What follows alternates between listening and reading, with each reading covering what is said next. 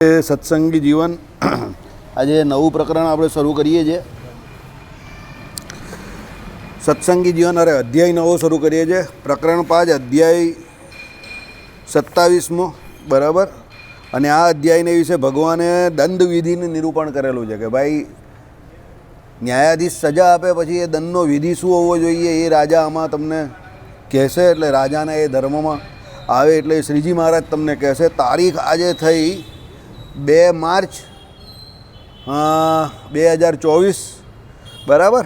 એટલે આપણે એ પ્રમાણે આજે આ અધ્યાય 27મો નવો શરૂ કરીએ કે ભાઈ શ્રી નારાયણ મુનિ કહે છે બ્રહ્મન રાજાએ દુષ્ટોના નિગ્રહ માટે પ્રવર્તતા ક્રોધ લોભનો પરિત્યાગ કરી આ શત્રુ છે, આ મિત્ર છે, આ પુત્ર છે ઇત્યાદિ ભેદબુદ્ધિનો ત્યાગ કરી સર્વત્ર સમભાવથી ધર્મશાસ્ત્રને અનુસારે દંડવા યોગ્ય જનોને દંડને યોજે.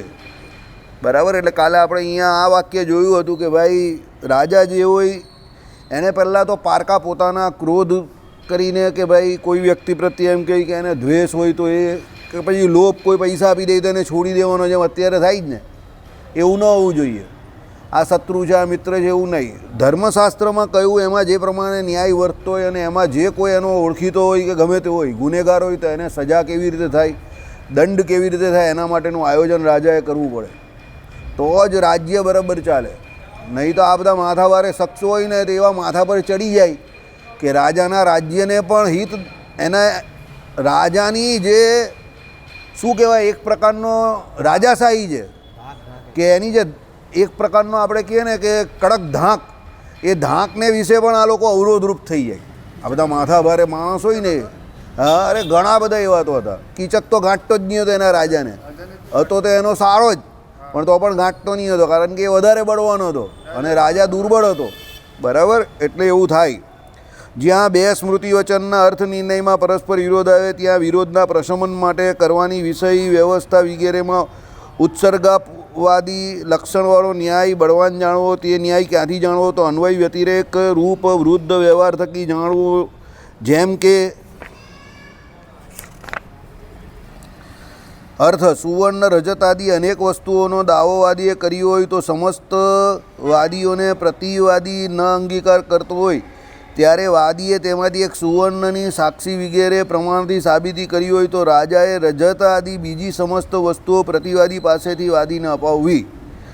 એટલે પ્રથમ દાવો કરતી વખતે જણાવેલી ન હોય અને પાછળથી આ વસ્તુ લખાવવાની ભૂલી ગયો હતો એમ વાદી બોલે ત્યારે તો પ્રથમ નહીં જણાવેલી વસ્તુ અપાવવી નહીં. આ એક વચન યાજ્ઞવલ્ક ઋષિનું છે. એટલે આ જ્યારે પેલો વાદી અને પ્રતિવાદી બે હોય એક દાવો કરવાવાળો અને એક જેની ઉપર દાવો થાય એટલે એનો જવાબ આપવાવાળો પ્રતિવાદી. હવે સમજો દાખલા તરીકે કોઈને ત્યાં ચોરી થઈ છે અને એને ચોર પકડાઈ ગયો તો વાદી જે છે જેને ત્યાં ચોરી થઈ તે ફરિયાદી થઈ ગયો. બરાબર. એટલે એને વાદી કહ્યો. સમજો થોડું કાયદાની ભાષામાં સમજો. બરાબર. આ ઘણા અનાધિકારથી આ જ શબ્દો વપરાય છે. અત્યારે પણ કાયદામાં વાદી અને પ્રતિવાદી આ બે શબ્દ જ વપરાય છે. બરાબર.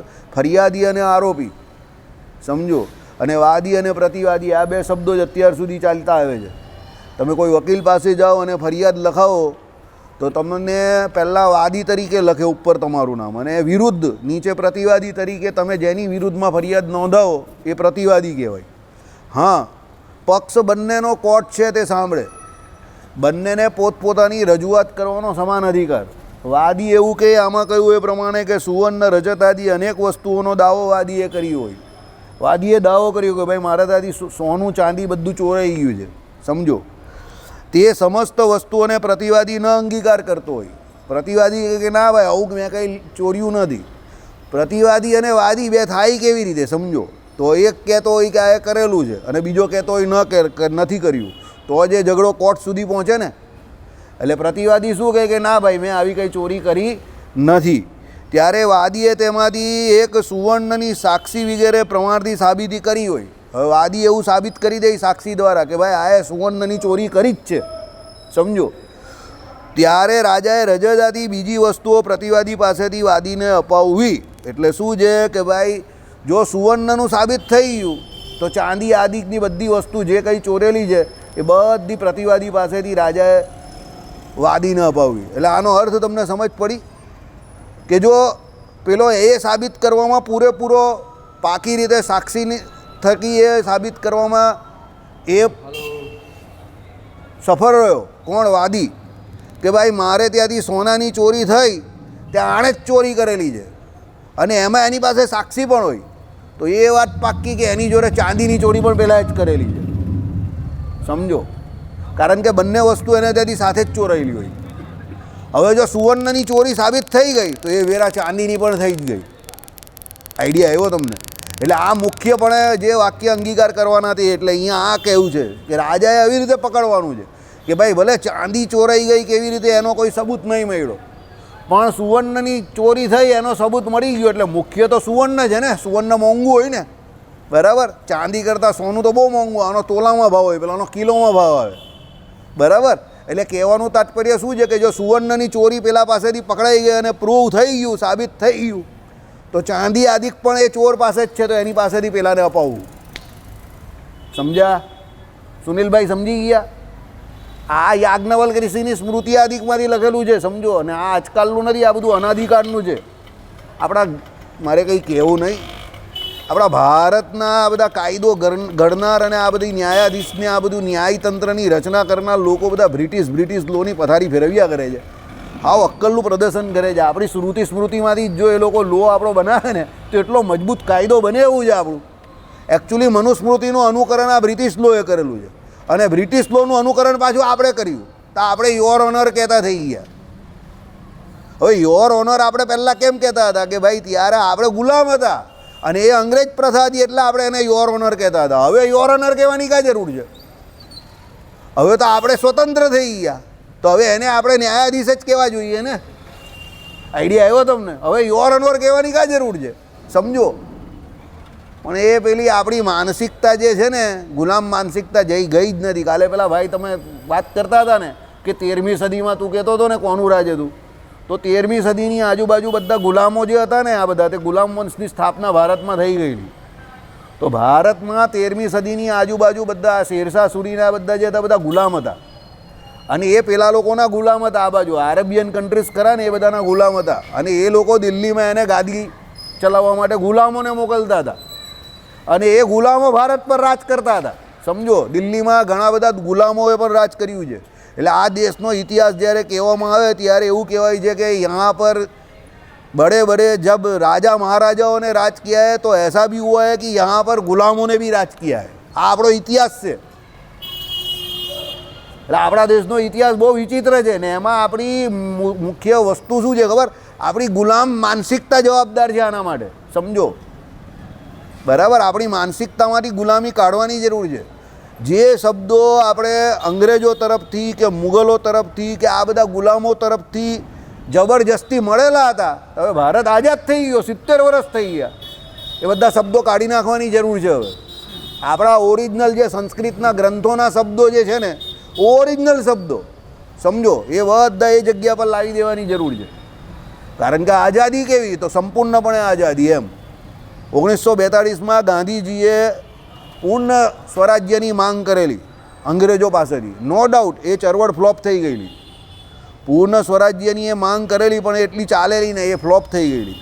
અને પછી 44ની આજુબાજુ આપણા આ જે બેંગોળના નેતા, શું નામ એમનું આપણું, સુભાષચંદ્ર બોઝ, એમણે જે આઝાદ ફૌજની સ્થાપના કરેલી ને પછી એમણે જે ચળવળ કરીને એનાથી અંગ્રેજો વધારે ગભરાઈ ગયેલા. કારણ કે એની પાસે લશ્કર હતું બહુ મોટું અને એ પોતે ટ્રેન વ્યક્તિ હતા, બરાબર. એટલે કહેવાનું તાત્પર્ય શું છે કે ભાઈ ભારત દેશ ઉપર દરેક પ્રકારના લોકોએ રાજ કર્યું છે. સમજો, એટલા માટે રાજ આપણી ઉપર લોકો કરે છે કારણ કે આપણે આપણા મૂળ જે છે ને, મૂળ એનાથી વંચિત થઈ ગયા છે. આપણે આપણા મૂળ જે છે ને એને જાણવાની ને એને પકડવાની જરૂર છે. એટલે આ યાજ્ઞવલ્ક ઋષિની સ્મૃતિ છે, બરાબર. જે શાસ્ત્રો આપણા કયા તે ઓરિજિનલ શ્રીજી મહારાજે જે 8 શાસ્ત્રો કહ્યા ને કે ભાઈ વિદુર નીતિ છે, બરાબર. આ બધી રાજનીતિઓ આપણે જીવનમાં બહુ કામની છે અને એ સમજવા જેવી છે, જાણવા જેવી છે, બરાબર. એટલે આમાં આ પ્રકારે આ ન્યાય કયો, આને મુખ્ય ન્યાય કયો કે ભાઈ વાદી જો એ સાબિત કરવામાં સફળ થઈ જાય કે સોનાની ચોરી પ્રતિવાદીએ જ કરેલી છે અને એ દાવો એનો સંપૂર્ણપણે પ્રૂવ થઈ જાય, તો પછી ચાંદી આદિ જે કંઈ છે તે પણ બધું અપાવી દેવાનું રાજાએ. સુપ્રીમ કોર્ટમાં ઇંગ્લિશ જ બોલાય. એ જ તો ભૂલ છે કે ભાઈ ઇંગ્લિશ જ હાઈકોર્ટમાં બી ઇંગ્લિશ જ ચાલે, સુપ્રીમ કોર્ટમાં પણ ઇંગ્લિશ ચાલે. હવે હાઈકોર્ટ તો બધી રિજ્યુનલ હોય છે. ચાલો હવે અમદાવાદમાં આપણી હાઈકોર્ટ છે બરાબર, એ તો રિજ્યુનલ છે, આપણા ગુજરાતમાં છે, તો એમાં ગુજરાતીમાં દાવો ચાલવો જોઈએ. હિન્દીની પણ કાં જરૂર છે? ગુજરાતી બોલે તો કાં કંઈ વાંધો છે, સમજો. અને જે કોઈ વાદી કે પ્રતિવાદી છે એ majority of the time Gujarati હોવાના, તો એ બંનેને એના દાવામાં શું ચાલી રહેલું છે ખબર કાઢી પડે અંગ્રેજીમાં હોય તો, સમજો. આ તો મારો કેસ ને મને જ નહીં ખબર પડે, પેલો વકીલ દલીલ કરે, જજ સાંભળે બરાબર, અને પેલા અંગ્રેજીમાં દલીલ કરે, પેલો અંગ્રેજીમાં હા હું યા હું કરે બરાબર, ઓબ્જેક્શન ઓવરરૂલ. પેલો એમ કે હવે પેલો બિચારો અભણ માણસ જેને હિન્દી નથી આવડતું, ગુજરાતી કાંથી, ગુજરાતી માંડ આવડે છે, હિન્દી માંડ આવડે છે, એને અંગ્રેજીમાં શું સમજ પડે કે આ ઓબ્જેક્શન ઓવરરૂલનો અર્થ શું થયો, ઓબ્જેક્શન સસ્ટેન પેલો કે, હવે શું ખબર પડે આમાં, એપ્લિકેશન ડિસમિસ પેલો કે, this section is not available for you. હવે આવું બધું બોલે હાઈકોર્ટમાં, સમજો. ગુજરાતની હાઈકોર્ટમાં ગુજરાતના જજ બરાબર, the section in which you have applied not applicable to you. આવી રીતે પેલો વકીલને કે પેલો બિચારો જોયા કરે, આમ જોઈને તેમ જોઈએ, એને તો પિક્ચર જોતો એવું જ લાગે કે આ પિક્ચરનો કોઈ સીન જોઈ લે. હા એ જ ને, તો વકીલને જ દે, કંઈ જ ના કહી શકે ને, બિચારો જોયા કરે. કહેવું પડે ગુજરાતીમાં. હા જજ કન્વિન્સ થાય તો, હા તો બોલવા દે તમને. હું એ જ તો કહું છું કે પેલો વકીલ કહે કે ભાઈ આ આની પર કલમ લગાવી છે, તો પેલો જજ જોઈને કહે this is not applicable to you, તરત કહી દે. એટલે પેલા એ કલમ વિશે પછી વાત જ નહીં કરવાની વકીલે, સમજો. મારો એક ખાસ બરાબર ચાલે જ. પહેલાં તો બધા અમારા ડિપાર્ટમેન્ટના બધા અધિકારી ગાંધીનગર હતા ને, એ લોકો જતા. પછી ત્યાંથી એક સિનિયર અધિકારીએ સજેશન કે ભરૂચથી નાકરાણી સાહેબને બોલાવો. બરાબર છે. હવે આ કેસ એ છે ને તો આ તમારી બાજી બનતી હતી. બરાબર. એટલે મને અધિકાર નથી, પણ છતાંય મારાથી રહેવાયું નહીં, એમ ઊંધું ચાલતું. બરાબર છે. એટલે મેં મારા વકીલને કીધું કે ભાઈ I want to say something regarding this case. એટલે ત્યાં તો પિન ડ્રોપ સાયલન્સ. હા હા. એટલે મેજિસ્ટ્રેટે ડાયરેક્ટ સાંભળી લીધું. બરાબર છે. એટલે મેજિસ્ટ્રેટ ઓલા વકીલને કહેવાની જરૂર ન પડી, મેજિસ્ટ્રેટે જ મને કીધું yes yes please you say what you want to say. એમ કરીને મને પરમિશન આપી. મેં બધું 10-15 મિનિટ આખું બધું કીધું ને ઇંગ્લિશમાં ત્યાં બોલવાનું, તે આખો કેસ ડાયવર્ટ થઈ ગયો. અને જે જજ હતા ને, જેણે આ જજમેન્ટ આપ્યું હતું અમારા ડિપાર્ટમેન્ટની વિરુદ્ધ, નીચલી કોર્ટ, અહીંયા આપણી સ્મોલ કોર્ટ ડિસ્ટ્રિક્ટ કોર્ટ, એ જજની સામે કે એની સામે એને એક્શન લીધા હશે, એની ઉપર ઇન્ક્વાયરી મૂકો. પહેલાં અમારા ડિપાર્ટમેન્ટ ઉપર ઇન્ક્વાયરી મૂકો. બરાબર છે. મેં આખો કેસ પલટી નાખ્યો. આમાં શું છે, તમને જે વિષયનો કેસ ચાલતો હોય ને એનું સફિશિયન્ટ નોલેજ હોવું જોઈએ, અને સૌથી મોટી વાત તમે એને ડિલિવર કરી શકતા હોવા જોઈએ. હવે આ કામ મોટા અધિકારીઓનું છે કે જે બોલી પણ શકે છે, બોલી શકે એવા હોવા જોઈએ, નહીં તો બોલી ના શકે તો બિચારાને એના કેસમાં શું ચાલે કંઈ નહીં. આ જૈનિશના કેસમાં એવું જ છે ને, પોઈન્ટ ટુ પોઈન્ટ જ કેવું ડિસ્ટ્રિક્ટ કોર્ટમાં એવું જ બોલે. હા સમજી શકતા હોય પણ એ સમજાવી ન શકતા હોય. અરે બહુ આપણે ઘણી વખત એવું ડિપાર્ટમેન્ટના કોઈ અમારા લો ઓફિસર હોય ને આખા ડિપાર્ટમેન્ટના, એ પણ ના બોલે. નહીં એ લોકોને પણ જો સાહેબ એક તમને કહી દઉં, ખોટું લાગશે તમને બધાને ઘણી વખત, આ એકદમ આપણે કહીએ ને કે નજીવી બાબત છે, અને એકદમ સરળ બાબત છે, અને એકદમ સહજ બાબત છે. જે વ્યક્તિનો જે કેસ ચાલતો હોય ને, સમજો કોઈ પણ કેસ હોય દુનિયાનો, એને જેટલી એના કેસ વિશે માહિતી છે ને એ વિષયની એટલી બીજા કોઈને ન હોય, એના વકીલને પણ ન હોય. મારો કેસ નહોતો, હોય બીજાનો, પણ સબ્જેક્ટ તમારો ને, સબ્જેક્ટ. હા આ સબ્જેક્ટ પર છે બધું, સમજો. દાખલા તરીકે અને હું હાઈકોર્ટમાં આ પ્રતાપ કેમ થયેલો ખબર, હનુમાન ચાલીસાને શરૂ થઈ એવી કોર્ટ શરૂ થઈ, 2-4 વાર હું બોલ્યો હોઈશ ત્યાં અમારા કેસનો વારો. હનુમાનજી મહારાજને પ્રાર્થના કરતી, મારી જીવ ઉપર હવે બેસી જાય. અને મારા જેવું કરે હનુમાનજી મહારાજ દેશ ગયા હતા. બહુ અઘરું કામ છે. એટલે આપણે લોકો છે ને, તમને કહું ને કે પૂરેપૂરા ગુલામ વૃત્તિમાંથી બહાર જ નથી આવ્યું, સમજો હજુ પણ. અને હું તમને આજે કહું છું કે જે વ્યક્તિ શ્રોતા તરીકે આ બધું સાંભળે ને, એને ઘણી વખત એવું લાગે કે આમાં કંઈ નથી, પણ જ્યારે તમારી પોતાની ઉપર કોઈ કેસ ચાલે, સમજો કે તમે કોઈ કેસ મૂકો અને એમાં તમારું જિંદગીભરનું બધું લાગેલું હોય દાવ પર, અને એમાં તમને ખબર પડે જ નહીં કે ઊંધું ચાલી રહેલું જ ત્યાં સામે, ત્યારે તમારી પરિસ્થિતિ બહુ બગડી જાય, સમજજો. બરાબર. આ અશોકભાઈની જોડે જે વકીલે સૌથી વધારે ખરાબ કરેલું છે, એના જ વકીલ. એના વકીલની જેને એનું કરેલું તે પહેલાં, એ વકીલ એક કેસમાં અમારી વિરુદ્ધમાં હતા, એ જ વકીલ. પણ ત્યારે મને ખબર ન હતી. વકીલ હતો કે સામેવાળા? સામેવાળાનો વકીલ હતો. અશોકભાઈનું બહુ ખોટું કરેલું એણે, અને એ અમારામાં પણ સામેવાળાનો જ વકીલ હતો. અને એણે અહીંયા મેજિસ્ટ્રેટ, અરે આપણા પ્રાંત સિટી સર્વે, અને એની ઉપર ડેપ્યુટી કમિશનર, ત્યારે ડેપ્યુટી કમિશનર હતા એની સામે આવીને એણે એટલા બધા ઠોકી ચાલુ કરી નાખેલી, કારણ કે એ જુઠ્ઠું બોલવામાં માસ્ટર ઓફ સાયન્સ હતો. માસ્ટર ઓફ સાયન્સ કહે ને આપણે, એવું એટલું ખતરનાક જુઠ્ઠું બોલે કે ભલા એના પ્રભાવમાં આવી જાય. અને એણે એટલું બધું વેતરી નાખ્યું કે સાહેબ આ લોકો દરેક કોર્ટમાં હારી ગયા છે, સ્મોલ કોઝ કોર્ટમાં હારી ગયેલા છે, હાઈકોર્ટમાં હારી ગયા છે, બધે હારી ગયા છે, તો પણ આ લોકો ખોટા સામેવાળા પક્ષને હેરાન કરવા માટે આ કેસ આગળને આગળ ખેંચ્યા કરે છે, ફલાણો છે, ઢીમકું છે, એમ કરીને બધું બહુ મોટું ચાલવું એણે. અને કિસ્મત અમારું એટલું ખરાબ કે એ દિવસે અમારા વકીલ જ નહીં હાજર, સમજો. અને હું ઊભો રહેલો શાંતિથી. હવે મારે બોલવાની બહુ ઈચ્છા, પેલો મારો પહેલેથી નેચર જરા બોલવાવાળો ને, મને બોલવાની બહુ ઈચ્છા થાય. એટલે પેલા ચોખ્ખું ડેપ્યુટી કમિશનરે મને પૂછ્યું, મને કહે તમારા વકીલ? હું નથી આવ્યા સાહેબ. તમારા પપ્પા એમ કહે કે રંજીતભાઈ? મેં કહું હા. ના, એ મને પૂછ્યું રંજીતભાઈ, તો મેં આંગળી ઊંચી કરી. તો મને કહે રંજીતભાઈ તો 55 યર્સ ઉંમર છે, તમારી કેટલી ઉંમર લાગે? તો હું એમનો સન છું. એ કહે કે અહીંયા આવો. મને કહે આમ જ બોલો અહીંયા આવો. તો હું ગયો. મને કહે કે તું એકલો અહીંયા છે, તને તારા કેસની માહિતી છે? મેં કહું હા સાહેબ છે, પૂરેપૂરી માહિતી છે. પછી મેં કહું સાહેબ એક રિક્વેસ્ટ કરું તમને? અરે બોલની એમ કે મેં તને બોલવા માટે તો બોલાવ્યો. હવે આ જે અશોકભાઈનું ખોટું કરેલો મારી બાજુમાં જ ઉભો રહેલો વકીલ, ને આવું બધું એણે લવારા કરેલા મારી સામે જ. એટલે મેં કહું સાહેબ આ માનનીય સાહેબે જે કંઈ કહ્યું કે ભાઈ ડિસ્ટ્રિક્ટ કોર્ટની અંદર અમે હારી ગયા કે હાઈકોર્ટમાં અમે હારી ગયા, એમણે જે કંઈ દલીલ કરી એમની દલીલને હું પૂરું સન્માન આપું છું, પણ એમણે જે કહ્યું એ બધી દલીલ એમની ખોટી છે. તે કંઈ કેવી રીતે કહી તું ખોટી છે? મેં કહું સાહેબ જો અમારો કેસ જે છે ને એની ફાઇલ છે, અમારા કેસ બધે એડમિટેડ છે, અને એકચ્યુઅલી એ ભાઈ એવું કહે છે કે અમે હારી ગયા, પણ અમે હારી નહીં ગયા. અમને આ બધી કોર્ટોએ, માનનીય કોર્ટોએ ફક્ત ને ફક્ત મનાઈ હુકમ નથી આપ્યો.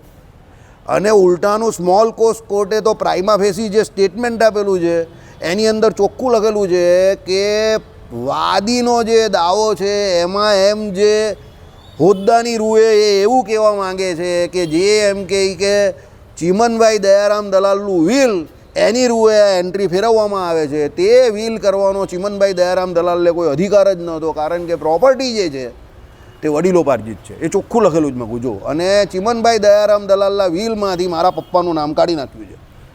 મને કહે આર યુ LLB?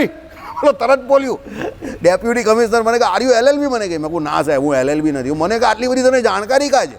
હું સાહેબ આમે વાંચ્યું ને એટલે 3-4 વખત ને મારા વકીલ આવેલા ને એટલે હું બેઠો વાંચતો હતો. મને કહે આગળ વધ મસ્ત. તમારા જે દાદા છે ને, હા, એને પોતે ઉપાર્જિત કરેલી આ પ્રોપર્ટી ના હતી, એને વિલ કરવાનો અધિકાર ન હતો.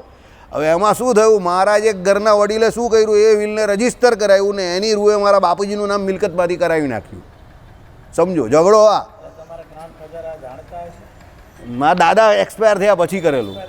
હા, વિલ મૂકી દીધું સીધું એનું.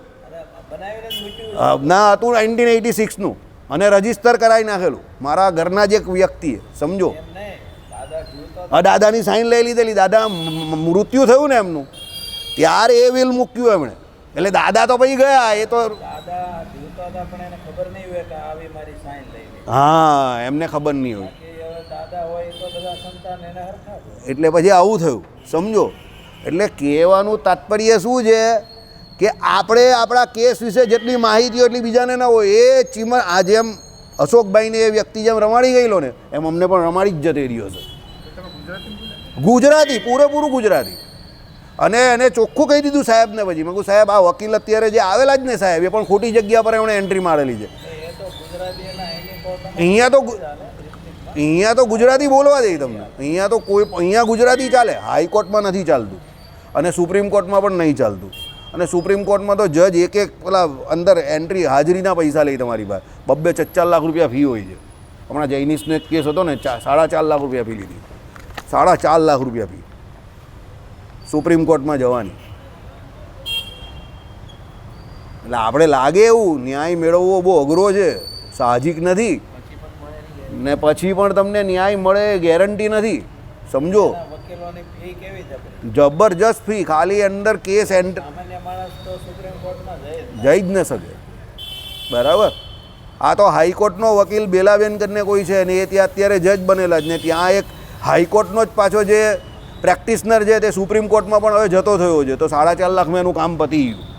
સમજો, 4.5 લાખ રૂપિયા ફી, વકીલની ફી 4.5 લાખ રૂપિયા. બરાબર.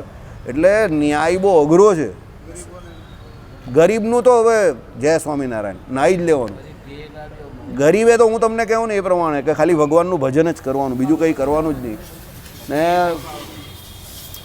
ગરીબ રહેવું અત્યારે બહુ મોટો ગુનો છે, ક્રાઇમ છે. બરાબર. To become a poor that is crime. એ તમારા માટે બહુ મોટો ગુનો છે. ગરીબ તો રહેવાય જ નહીં. સમજો. બરાબર.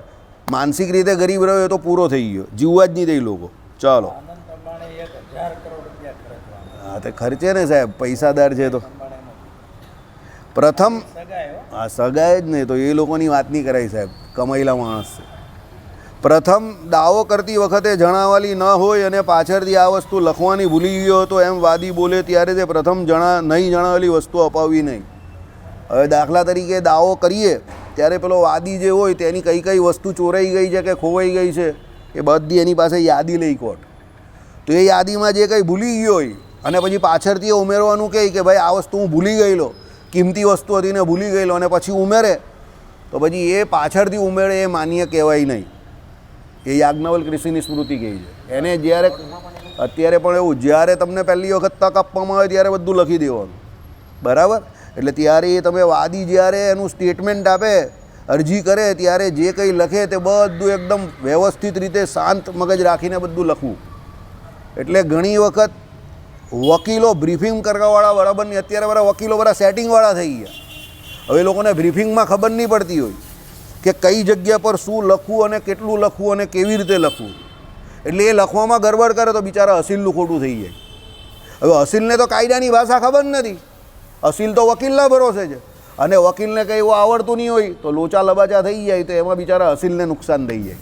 એટલે કહે કે ભાઈ જે કોઈ શહેરના જે તે ક્ષેત્રના નામાંકિત વકીલ હોય એની પાસે જ જવું. પણ એ લોકોની ફી બહુ વધારે હોય ભાઈ. હવે તો ટકામાં ફી લઈ જ વકીલો પણ.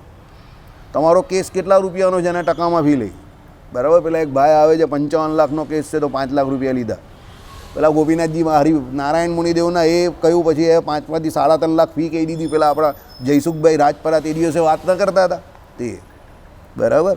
એટલે આવી હાલત છે. ચાલો,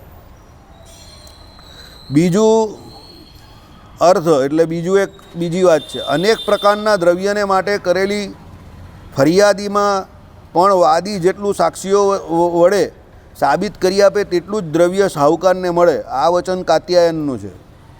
હવે ઘણી બધી વસ્તુઓ લખેલી હોય. સમજો.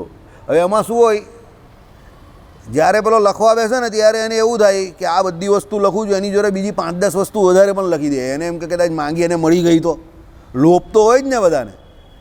પણ પછી જ્યારે ન્યાયાધીશ કે રાજા બેસે ત્યારે એને શું વિચાર કરવાનો કે આમાં એણે કઈ કઈ વસ્તુ એવી છે કે જે સાબિત કરી દીધી કે એની જ છે, તો જે સાબિત કરે એ જ આપવાની. પછી ઘણી બધી વસ્તુઓમાંની સમજો, બધી વસ્તુ ના આપવાની જેટલી. એટલે આમાં ચોખ્ખું લખ્યું, શું લખ્યું કે ભાઈ અનેક પ્રકારના દ્રવ્યને માટે કરેલી ફરિયાદીમાં પણ વાદી જેટલું સાક્ષીઓ વડે સાબિત કરી આપે તેટલું જ દ્રવ્ય શાહુકારને મળે. બરાબર. એટલે જેટલું એ સાબિત કરી શકે એટલું મળે, ન સાબિત કરી શકે એ મળે નહીં. એટલા માટે કાયદો બહુ અઘરો છે. તમે સાચા છો પણ તમે સાચા છો એ સાબિત કરવું પડે તમારે કે તમે સાચા છો. તમે સાચા છો એ ભગવાનની દેવની નજરમાં સાચા છો એ કાયદો નથી જોતું. કાયદો એ જોઈ છે કે તમે સાચા છો એ તમારે સાબિત કરવાનું છે. સમજો. ક્રિકેટની મેચ જેવું છે. ક્રિકેટમાં તમે આઉટ ક્યારે ખબર જ તમને?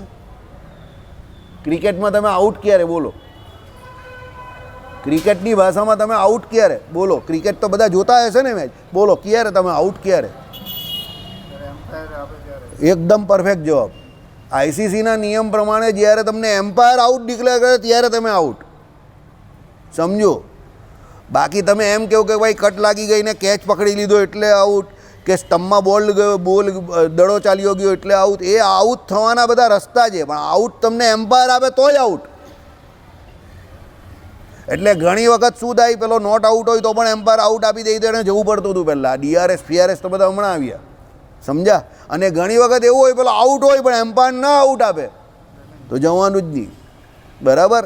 1980 થી 1995 સુધી પાકિસ્તાનમાં કોઈ પણ પાકિસ્તાની ખેલાડીને એલબીડબ્લ્યુ આઉટ જ નહીં આપતા હતા ત્યાંના એમ્પાયરો. એટલે પાકિસ્તાનના ખેલાડીઓના રેકોર્ડ જે તમે જોજો તો 1980 થી 95 સુધીના બહુ સારા હશે. એ લોકો પાકિસ્તાનમાં તો ભાગ્યે જ કોઈ સિરીઝ હારી હશે, બધી એમ્પાયર જ જીતાડી દે, ગમે એવો એલબીડબ્લ્યુ હોય ને ના જ પાડે. અને સામેવાળાને જરા પગમાં લાગ્યું એટલે અલ્લાહ કિધર હે, ઉપર હે. ખાલી બોલર એટલું જ પૂછવાનું અલ્લાહ કિધર, એટલે પેલો ઉપર હે, આઉટ, જા ભાઈ, બરાબર. એટલે પછી ત્યારે આઈસીસીમાં ફરિયાદો થઈ કે ભાઈ આ એક તરફી એમ્પાયરિંગ એના પક્ષમાં થાય છે, એટલે આઈસીસીએ પછી ન્યુટ્રલ એમ્પાયર મૂકી દીધા. એટલે હવે તમે જોજો કે ટેસ્ટ મેચ કેવું ચાલતું હોય તો આઈસીસીના એમ્પાયર જે પેનલના હોય તે આવે, જે તે દેશના જે હોય તે ના આવે. વન ડેમાં ને એમાં પણ એક એમ્પાયર આપણો હોય ને એક બીજાનો હોય, સમજી ગયા. એટલે એ કેમ આવું બધી ગરબડો ચાલુ થઈ ગઈ ને, એટલે કે પાકિસ્તાનના ખેલાડીને એલબીડબ્લ્યુ જ ના આપે, બરાબર. એટલે આમાં કહ્યું એ પ્રમાણે. ચાલો, આટલું સુવર્ણ રજત વસ્ત્રાદી વસ્તુ મારી પાસેથી લઈ ગયો છે, આવું જે અનેક પદાર્થ સંબંધી વિવાદપદ એટલે દાવો, તેમાં આ બંને વચન પ્રવર્તે છે. તેમાં એક વચન જો એક અંશ સાક્ષીઓએ સિદ્ધ કર્યો હોય તો તેટલા માત્રથી સર્વાંશે અપાવવું એમ વિધાન કરે છે. બીજું વચન તો બહુ પદાર્થો મધ્યે જે પદાર્થ સાક્ષી વગેરે વડે સિદ્ધ કરી આપ્યો હોય તે જ અપાવો, બીજો ન અપાવો એમ વિધાન કરે છે. હવે પાછા કાયદામાં પણ બે, આપણે હમણાં કહ્યું એ પ્રમાણે પહેલી એક કલમ મુખ્ય કલમ આવે ને પછી પેટા કલમ આવે, બરાબર. એટલે આમાં પાછી મુખ્ય કલમ અને પેટા કલમ પાછી ચાલુ થઈ. એટલે આ બધું છે ને મગજમાં રાખીને કામ કરવું પડે. એટલે તમને કહું કે જેટલી માણસની પોસ્ટ ઊંચી એટલી જવાબદારી પણ વધારે અને એટલો એને સ્ટ્રેસ પણ વધારે રહી, બરાબર. કારણ કે કાયદામાં દરેક પ્રકારની જોગવાઈ છે, વાદી માટે પણ અને પ્રતિવાદી માટે પણ, સમજો. કોઈએ ગુનો કર્યો છે તો એ કંઈ એનો ગુનો સાબિત નહીં કરવાનો, એ સામેથી નહીં કહેવાનો કે હું ગુનેગાર છું. એટલે એ તો પોતે અંદરથી નીકળવા માટે પૂરતા પ્રયત્ન કરશે. અને જેને નુકસાન થયું છે તે બિચારો એવું સાબિત કરવા પાછળ હશે કે ના ભાઈ મને હકીકતમાં નુકસાન થયું તો મને ન્યાય મળે. એટલે આ જે ન્યાયાધીશ છે કે એ સમયમાં જે કોઈ સભા અધ્યક્ષ હોય કે રાજા હોય એના માટે બહુ મોટી ગુથ્થી હતી કે ભાઈ હકીકતમાં ન્યાય કરવો કેવી રીતે. કારણ કે ચોર કોઈ એવું તો કહેવાનો નથી કે હું ચોર છું, સમજો. એટલે આ બધી કલમો લખેલી છે, શાસ્ત્રોની કલમો, કે આ પ્રમાણે નિર્ણય કરવો રાજાએ. હવે એમાં શું કહ્યું કે ભાઈ આટલું એટલે આમાંથી આટલું સુવર્ણ રજત વસ્ત્રાદી વસ્તુ મારી પાસેથી લઈ ગયો છે, આવું જે અનેક પ્રકારનો સંબંધી વિવાદ પદ તેમાં આ બંને વચન પ્રવર્તે છે, સમજો. દાખલા તરીકે કોઈએ કહ્યું કે ભાઈ આ ભાઈ જે છે તે મારી પાસેથી 5 એમ કહે કે 500 લગભગ 50,000 રૂપિયા લઈ ગયા, એની જોડે મારા 5 તોલા કંઈ સોનું લઈ ગયા, 10 ગ્રામ કંઈ મારી પાસેથી એમ કહે કે ચાંદી લઈ ગયા, ને બીજા મારા ઘરેથી વાસણો લઈ ગયા, ને એમ કરીને મોટો મેં દાવો કરી નાખ્યો. કોની ઉપર? તો આ ભાઈ ઉપર. હવે એનો ચુકાદો કેવી રીતે આપવો? તો એના માટે મારે આ વિમલભાઈ જેવા સાક્ષી હોય, કોઈ આ ભાઈ જેવા સાક્ષી હોય, તે બધા સાક્ષી દ્વારા સાબિત કરેલું હોય, કંઈ લખેલું હોય તો મારે બતાવવું પડે કોર્ટમાં કે ભાઈ આ પ્રમાણે મેં એમ કહે કે આ ભાઈને આ તારીખે આ બધી વસ્તુઓ આપેલી ને હવે મને એ પાછી આપતો નથી, બરાબર. તો એમાં બે પ્રકારના વચન પછી ન્યાય આપવામાં કયા છે. તેમાં એક વચન કહ્યું જેઓ એક અંશ સાક્ષીઓએ સિદ્ધ કર્યો હોય તો તેટલા માત્રથી સર્વાંશે અપાવવું એમ વિધાન કરે છે, સમજો. હવે દાખલા તરીકે આ ભાઈએ મારી પાસે લીધું હોય, એમાં એક અંશથી એવું મારા સાક્ષી દ્વારા સાબિત થઈ જાય કે આ ભાઈએ આ બધું લીધું છે, તો એ ભાઈ પાસેથી બધી વસ્તુ મને અપાવવાની. આ પહેલી કલમ. એટલે મેં જે દાવો કર્યો એ બધું આ ભાઈ પાસેથી મને અપાવવાનું. એ કોનું કામ? રાજાનું કામ કે ન્યાયાધીશનું કામ, બરાબર. આ પહેલી કલમ. બીજી કલમ સાંભળો. બીજું વચન તો બહુ પદાર્થો મધ્યે જે પદાર્થ સાક્ષી વગેરે વડે સિદ્ધ કરી આપ્યો હોય તે જ અપાવવો. હવે મેં 10 વસ્તુ લખાવેલી, બરાબર, પણ સાક્ષી આ વિમલે મને તે સમય પર શું કહ્યું કે જો વાસુદેવભાઈ, એ ભાઈને તમે સોનું આપેલું ને ચાંદી આપેલી એ મને ખબર છે, પણ રોકડી આપેલા કેટલા એ મને નહીં ખબર. એમ કરીને રોકડાનું સાબિત કરવામાં નિષ્ફળ થયો. તો જજ તરીકે તમે શું કરો કે ભાઈ સોનું ને ચાંદીનું સાક્ષી દ્વારા સાબિત થઈ ગયું છે, તો સોનું ચાંદી આ ભાઈને આપી દઉં. રોકડાનો કોઈ નિર્ણય થયો નથી, એટલે રોકડા આની પાસે જ રહી. ભલે એણે લીધા છે, કારણ કે હું સાબિત ન કરી શક્યો ને, એટલે રોકડા આને આપવાના. આ પ્રમાણે નહીં આવી.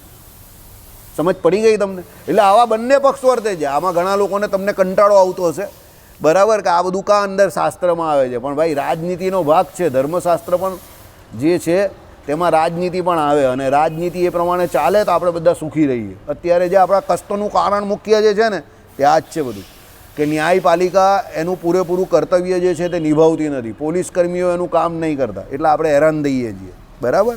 ચલો, તો આ રીતે આ બંને વચનનો પરસ્પર વિરોધ આવતા, બંને વચનનો વિરોધ આવ્યો ને, એક વચનમાં શું કહ્યું કે ભાઈ બધું આપી દેવાનું સાબિત થયું છે, અને બીજા વચનમાં શું થયું, જેટલું સાબિત થયું એટલું જ આપવાનું, બાકીનું ન આપવાનું. તો બે વચનમાં વિરોધ થયો ને પાછો, બરાબર. એટલે તો આ રીતે આ બંને વચનનો પરસ્પર વિરોધ આવતા અવિરોધથી અર્થ નિર્ણય કરવા માટે ન્યાયનો આશ્રય કરવો જોઈએ, પણ બેમાંથી એકનું અપ્રમાણ્ય કહી શકાય નહીં. એટલે ન્યાયનો આશ્રય કરવાનો, પણ બેમાંથી એકનું અપ્રમાણ્ય ન કહેવાય. એટલે બંનેનું એવું ન કહેવાય કે ભાઈ એક અપ્રમાણિત છે અને બીજું સાચું છે, બરાબર, પ્રમાણિત છે, એવું ન કહેવાય. જો અપ્રમાણ્ય કહેવા જઈએ તો સરખી રીતે બંનેનું પણ અપ્રમાણ્ય આવી પડે. તમે અપ્રમાણ્ય કહું તો બંને અપ્રમાણ્ય થાય, અને પ્રમાણ્ય કહું તો બંને પ્રમાણ્ય છે, એવું થાય. એટલે સાચું છે તો બંને વસ્તુ સાચી છે, અને ખોટી છે તો બંને વસ્તુ ખોટી છે, બરાબર. આમાં આ ન્યાય પ્રવર્તે છે. આ અર્થ સામાન્ય વિષયવાળું છે. નિયુતે લિખિતમ આ વચન તો જે ઉત્તમ વર્ગ એટલે અધર્મણ લખેલું છે. દેણદાર લેણદાર તેના વિષયવાળું છે, જેમાં સાક્ષાત સ્વયં લખીને લીધેલા સર્વાંશને બિલકુલ કબૂલ જ કરતો નથી. તેમાં નિયમ એટલે છુપાવી ખોટું બોલવાના દોષનું પ્રાબલ્ય છે, અને પોતે લખેલાને પણ અતિક્રમણ કરે છે. માટે એકાંશની સિદ્ધિ માત્રથી સર્વાંશે આપવાનું કહે છે, બરાબર. એટલે શું કહ્યું આમાં? આ સમજવા જેવી કલમ છે કે ભાઈ પેલો જે લખાણ કરેલું છે તે લખાણમાંથી જ ફરી જાય છે કે ભાઈ આ લખાણ જ મારું નથી. એટલે મેં આની પાસે જે લખાણ લીધું હોય કે ભાઈ મેં વાસુદેવ પાસેથી આટલી વસ્તુ લીધેલી છે, એ લખાણમાંથી જ પૂરેપૂરો ફરી ગયો કે ભાઈ મેં કંઈ લીધું જ નથી, આ લખાણ મારું છે જ નહીં. હવે એ મુદ્દામાં જો હું આ સાક્ષી દ્વારા બે વસ્તુ સાબિત કરું તો આ આખું લખાણ ખોટું છે, એટલે આ માણસ જ ખોટો છે, એટલે મને બધી વસ્તુ પાછી મળવી જોઈએ. કારણ કે એ લખાણ જ કબૂલતો નથી, અને મેં લખાણ સાબિત કરી નાખ્યું આના દ્વારા કે આ લખાણ સાચું છે, તો મારો આખો દાવો સાચો છે. એટલે તે સમયમાં શું થાય, પ્રામાણિક વસ્તુ શું છે, મેં જે લખેલું છે તે બધી વસ્તુ આની પાસેથી પાછી મને મળવી જોઈએ. હું જરા ઝડપથી બોલું છું, પણ તમને સમજ પડે એવી હું મારી પૂરી કોશિશ કરું છું આ ઉદાહરણ દ્વારા, કે આમાંથી સમજીએ આપણે, બરાબર. આઈડિયા આવી ગયો તમને? એ ભાઈને કંઈ ખબર જ નહીં પડતી કે આ મારી પર કેસ ચાલે છે, પણ કયો કેસ ચાલે છે?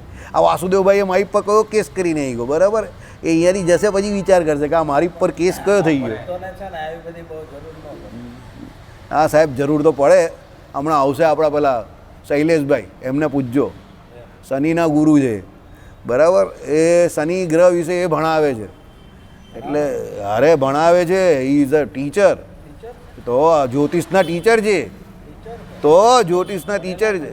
હા ભણેલા છે, હા જ્યોતિષ ભણેલા છે. અરે ભણાવે છે, આચાર્ય છે જ્યોતિષના, જોરદાર. એ તો ફરે છે એવા, એટલે ફરે છે એવા. હા શાંતિથી. એ તો એક વસ્તુ યાદ રાખજો, જે માણસને બહુ વધારે ઇન્ફોર્મેશન હોય ને, એટલે એ લોકો જરા એવી રીતે જ ફરતા હોય. એ આલ્બર્ટ આઇન્સ્ટાઈનથી એવું ચાલતું આવેલું છે. એ લોકોને બહુ બાહ્ય લુકમાં ઇન્ટરેસ્ટ નહીં હોય, એ લગર વગર જ ફરતા હોય, બરાબર. પટેલ છે, સામે જ રહી, બરાબર. એટલે તમે એમને પૂછજો. એ આમાં શું છે કે હરિભક્ત હોય કે બીજો કોઈ પણ હોય, એ જ્યારે જેનો સમય ખરાબ થાય ત્યારે આંટીમાં આવે એટલે આવે. નળરાજાને આ બધા કોણ હતા? નળરાજા ભગવાનના ભક્ત જ હતા ને. પાંડવો કોણ હતા? ભગવાનના ભક્ત જ હતા ને. તો કળયુગ સાક્ષાત એમના શરીરમાં પ્રવેશ કરી નાખેલો, ખાલી અડધા પગ ધોઈ લે એમાં. અડધા તો ધોઈલા બોલ્યા એમાં નહીં એ પેલો દમયંતીના વિવાહમાં આવ્યા એ ને તો હતું જ પણ એટલે પેલા ને બધા દેવોએ કર્યા એ તો દેવોએ તો ષડયંત્ર કરેલું હા પણ જો હા પેસવા માટેનું બહાનું આટલું જ હતું ખાલી અડધા પગ ધોયા એ એમ કહે તો આપણી ભાષામાં સમજો હવે એવા તો આપણે કેટલી વખત એવું કરતા હોઈશું આઈડિયા હા હા એક વર્ષ સુધી રાહ જોયેલી કા ભૂલ કરે તો જાઉં સમજો શેના કઈ રીતે કટ જોયાનો હતા? સાહેબ હું જેને કટ શોટ કરવા જાઉં એટલે સાહેબ વચ્ચે આવે જ હા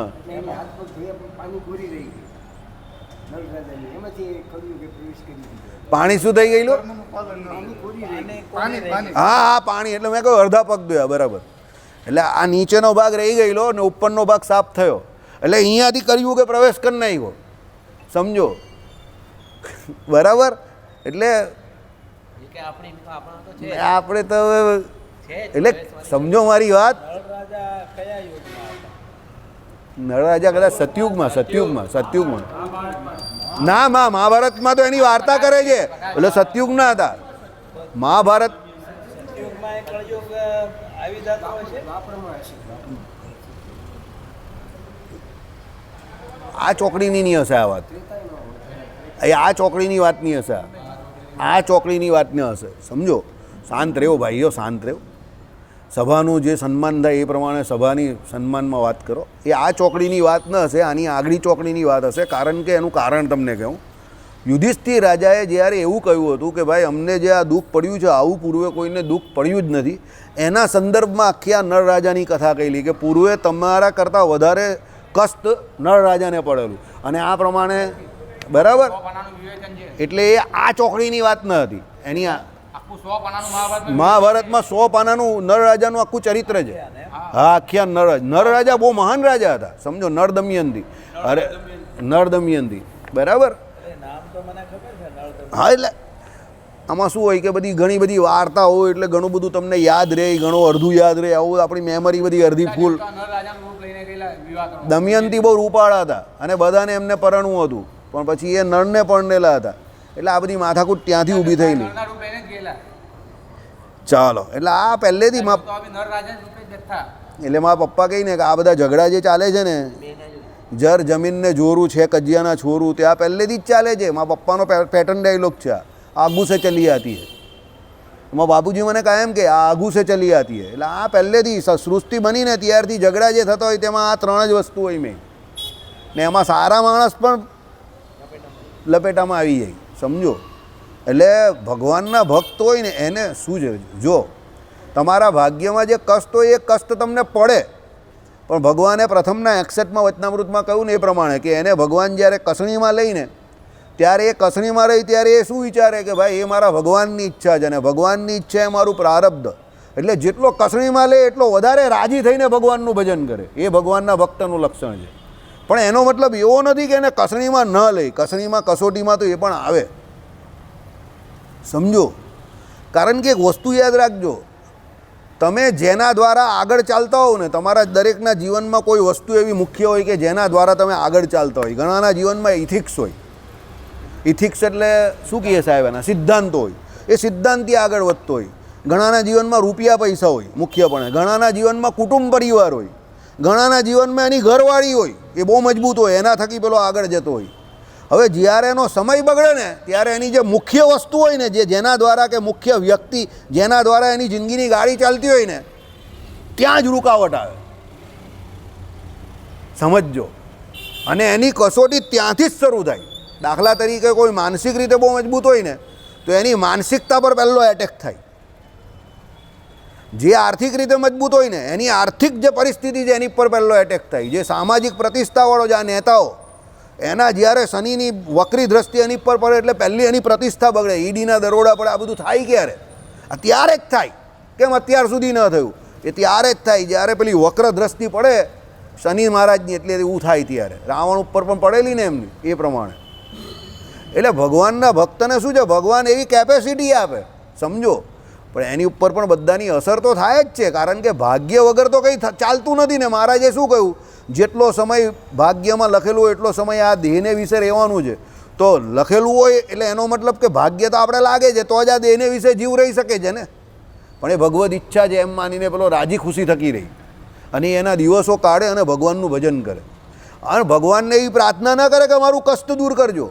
સમજજો, ભગવાનને એવી પ્રાર્થના કરે કે તમારે જે કંઈ ભોગવાવું છે તે આ દેહ કરીને ભોગવાવી નાખો અને મને ચોખા જેવો ચોખ્ખો કરીને તમારા ધામમાં લઈ જાઓ અને તમારું કાયમ માટેનું સુખ કે આનંદ એ આપો. આ અહીંયા ફેર છે ભગવત ભક્ત અને બીજામાં. પેલો બીજો હોય તો કંઈ દારૂડિયો થઈ જાય ને કંઈ જુગાર રમતો થઈ જાય ને કંઈ એનામાં ન ફાવે તો પછી લટકી જાય. એનામાં આ ફરક હોય, હરિભગત હોય તો આ ફરક, સમજણમાં ફરક. બરાબર. ચાલો, શ્રીપતિમ શ્રીધરમ સર્વદેવેશ્વરમ ભક્તિ ધર્માત્મજમ.